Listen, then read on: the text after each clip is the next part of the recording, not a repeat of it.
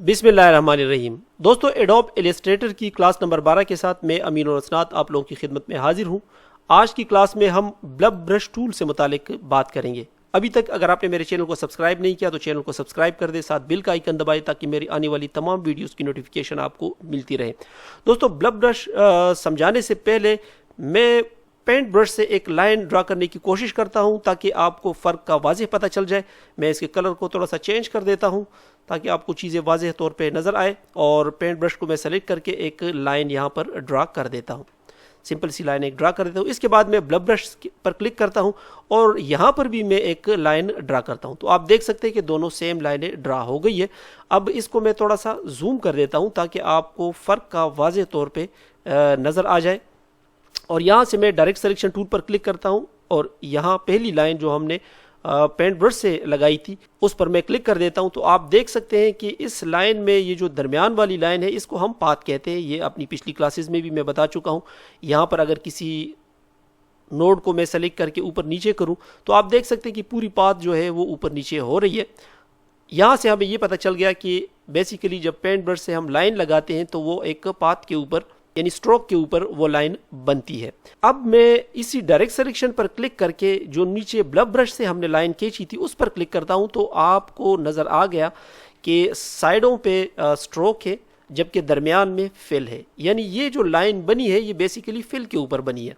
ठीक है, अब यहाँ पर किसी भी नोड के ऊपर अगर मैं क्लिक करता हूँ, उसको मैं स्क्रैच करता हूँ, तो आप देख सकते हैं कि वो लाइन जो है वो ऊपर चली गई जबकि बाकी हिस्सा उधर ही है।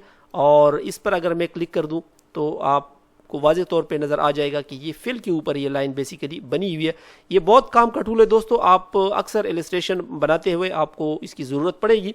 यानी काम तो ये ब्रश का कर रहा है मगर बेसिकली ये फिल के ऊपर ही होता है और आप इसको चेंज भी कर सकते हैं यहाँ पर किसी भी नोड को। मैं डिलीट कर देता हूँ इन चीज़ों को। आपको यकीनन पता चल गया है कि पेंट ब्रश या दूसरे पेंसिल के साथ जब हम लाइन ड्रा करते हैं वो स्ट्रोक के ऊपर होता है और ब्लब ब्रश से जब हम कोई लाइन ड्रा करते हैं तो वो फिल के ऊपर होता है।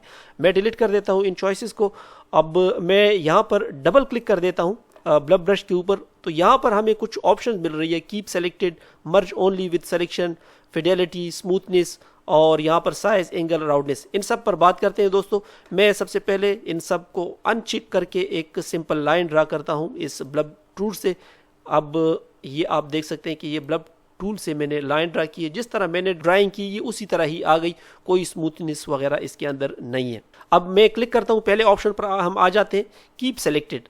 अगर मैं इसके ऊपर क्लिक कर दूं और मैं यहाँ से कोई लाइन ड्रा कर दूं तो आप देख सकते हैं कि वो ऑटोमेटिकली सेलेक्ट हो गई। अगर मैं इसको अनचेक कर दूं फिर कोई लाइन में ड्रा कर दूं तो आप देखेंगे कि वो सेलेक्टेड नहीं रहेगी जब तक हम इसको सेलेक्ट नहीं करेंगे। तो इस ऑप्शन का ये फ़ायदा है कि आपकी जो आखिरी लाइन है वो सेलेक्टेड रहेगी। इसके बाद दोस्तों हमारे पास दूसरी जो ऑप्शन है वो है मर्ज ओनली विथ सिलेक्शन। यानी जब हम अगली लाइन लगाएंगे तो वो सिर्फ उस लाइन के साथ अटैच होगी जो कि ऑलरेडी सेलेक्ट हो चुकी है। फॉर एग्जांपल मैं इसको क्लिक कर देता हूं और यहां से मैं ओके कर देता हूं। अब मैं अगर यहां से ड्रा करूंगा तो ये ड्राइंग इसके साथ मर्ज होगी चूंकि ये ऑलरेडी सेलेक्टेड है।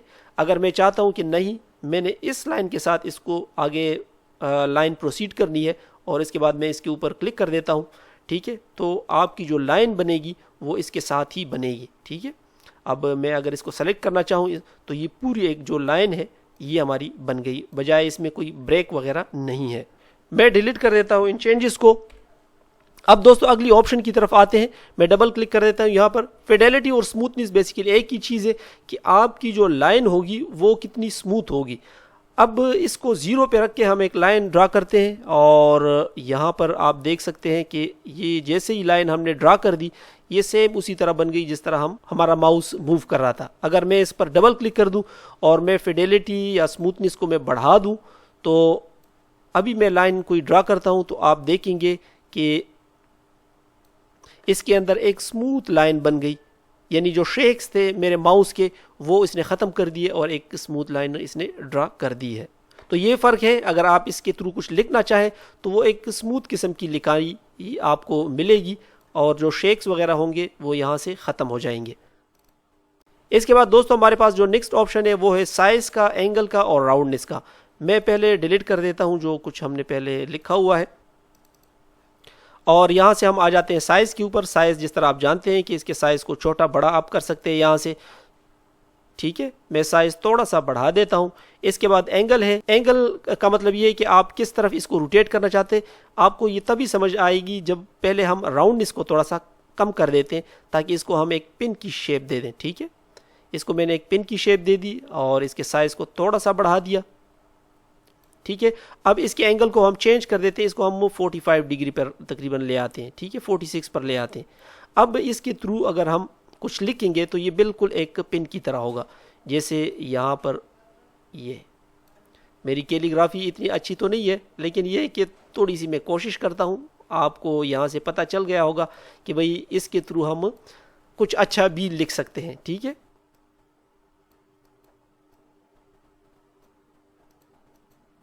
इस तरह आप इसके थ्रू अच्छे से चीज़ें बना सकते हैं, ठीक है। और अगर आपने इसको सेलेक्ट करना है और यहाँ पर आप क्लिक करेंगे तो आप अपनी मर्ज़ी से इसके कोनों को फिर आगे पीछे कर सकते हैं, अपनी मर्ज़ी से छोटा बड़ा वगैरह कर सकते हैं, जिस तरह आपको अच्छा लगे।